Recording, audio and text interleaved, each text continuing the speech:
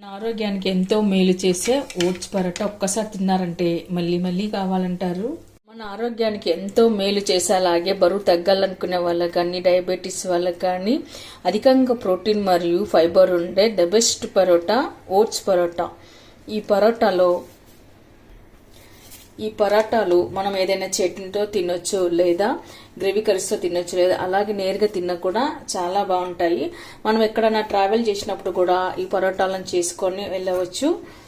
ఆరోగ్యానికి ఎంతో మేలు చేసే ఈ పరోటాలో నేను ఏమేమి వేసాను, ఎలా చేశాను అనేది మీరు వీడియోని ఎక్కడా స్కిప్ చేయకుండా చివరి వరకు అయితే చూడండి.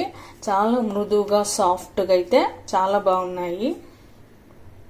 హలో అండి, వెల్కమ్ టు మా ఇంటి రుచులు మన కిచెన్. ఇవాళ మనం ఎంత హెల్దీగా టేస్ట్గా ఉండే ఓట్స్ పరోటా చేసుకున్నాము. ఇక్కడ నేను 1 కప్ వరకు అయితే ఇలాంటి ఓట్స్ అయితే తీసుకున్నాను. ఇప్పుడు మనం ఇలా ఒక మిక్సీ జార్ తీసుకొని అందులోకి ఓట్స్ వేసుకొని ఫైన్గా పౌడర్ చేసి పెట్టుకోవాలి.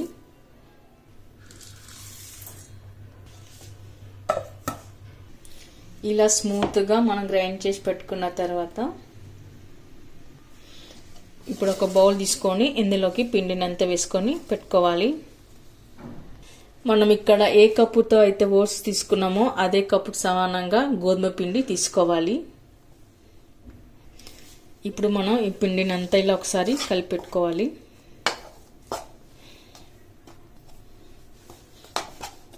ఓట్స్ పిండి మరియు గోధుమ పిండి రెండు ఇలా కలిసేట్లాగా మనం కలుపుకొని పెట్టుకోవాలి. ఇందులోకి మనం ఇలా సన్నగా తురిమి పెట్టుకున్న క్యారెట్ వేసుకోవాలి. అలాగే ఉల్లిపాయ ముక్కలు, కరివేపాకు, నేను ఇక్కడ గ్రీన్ చిల్లీ పచ్చిమిర్చి కట్ చేసుకుని సన్నగా ఇలా కట్ చేసి పెట్టుకున్నాను. పచ్చిమిర్చి కూడా వేసుకోవాలి.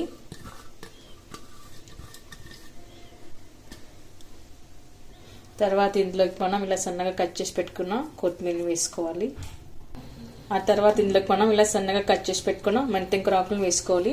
మీ దగ్గర మెంతెంకూర ఆకు లేకపోతే పాలకూర అయినా వేసుకోవచ్చు. పాలకూర వేసి చేసుకోవడం వల్ల కూడా పరోటాకు మంచి రుచి అయితే వస్తుంది. ఇప్పుడు ఇలాంతా ఒకసారి మనం కలుపుకొని పెట్టుకుందాము. తర్వాత ఇందులోకి మనము ధనియా పౌడర్, జీరా పౌడర్, అలాగే చాట్ మసాలా వేసుకొని ఒకసారి కలుపుకోవాలి.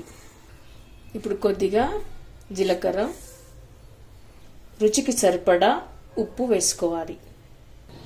ఇప్పుడు మనం ఈ పిండినంతిలా ఒకసారి కలుపుకొని పెట్టుకోవాలి.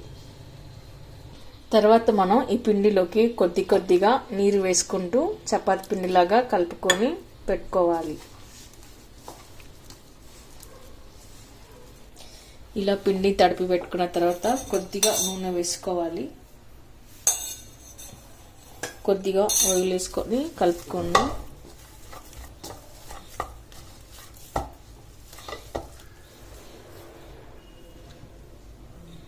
ఇప్పుడు మనం పిండిని ఇలా మూసిపెట్టి 10 నిమిషాలు నాననిచ్చినట్లయితే పరోటాలు అనేవి మనకి సాఫ్ట్గా మృదుగా వస్తాయి.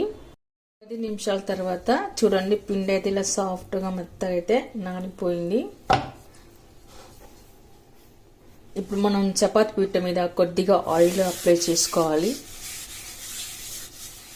ఆయిల్ అప్లై చేసుకున్న తర్వాత పిండి ముద్ద తీసుకొని ఒకసారి బాగా ఇలా మనం కలుపుకొని పెట్టుకోవాలి.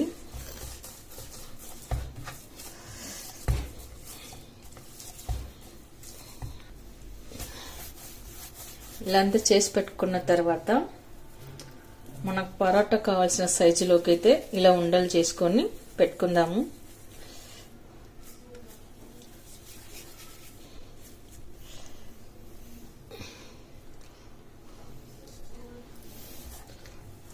అన్నీ ఇలాగే చేసుకొని పెట్టుకోవాలి. అప్పుడు మనం పరోటాలు రుద్దుకోవడానికి ఈజీ అవుతుంది అన్నమాట, త్వరగా అవుతుంది.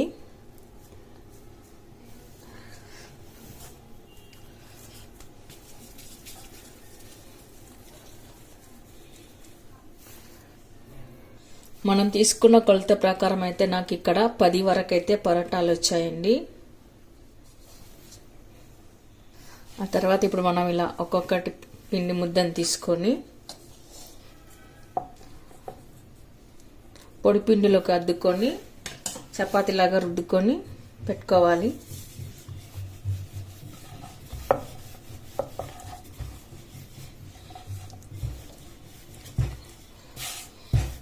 పరోటాలు అంటే కాస్త మందంగానే ఉంటాయి కాబట్టి కాస్త మందపాటిగానే మనం పరోటాలని రుద్దుకొని పెట్టుకోవాలి.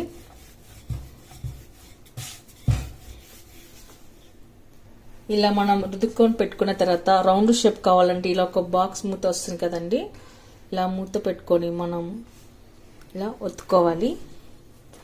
అప్పుడు మనకు కరెక్ట్గా రౌండ్ షేప్ అయితే వస్తుంది.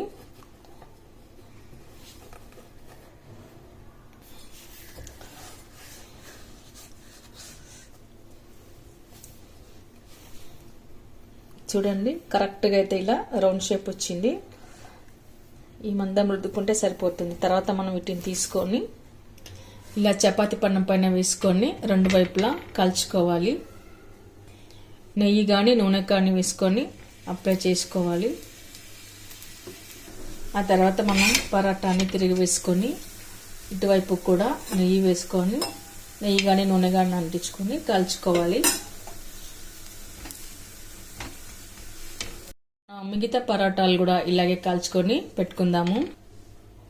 ఓకేనండి, చూసారుగా చాలా సింపుల్గా ఈజీగా అయితే మనం ఈ పరోటాలను చేసేసుకోవచ్చు. ఈ పరోటాలు మనము ఏదైనా చట్నీతో తినొచ్చు, లేదా గ్రేవీ కర్రీతో తినొచ్చు. లంచ్ బాక్స్లోకి బాగుంటుంది. అలాగే మార్నింగ్ కానీ నైట్ కానీ ఏ టైంలోనైనా సరే మనం ఈ పరోటాలు చేసుకోవచ్చు. ట్రావెల్కి వెళ్ళినప్పుడు కూడా ఈ పరోటాలను మనం చేసుకొని తినవచ్చు.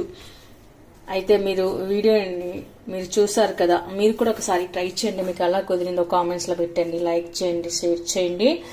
తప్పకుండా మన ఛానల్ని సబ్స్క్రైబ్ చేయండి. Thank you for watching.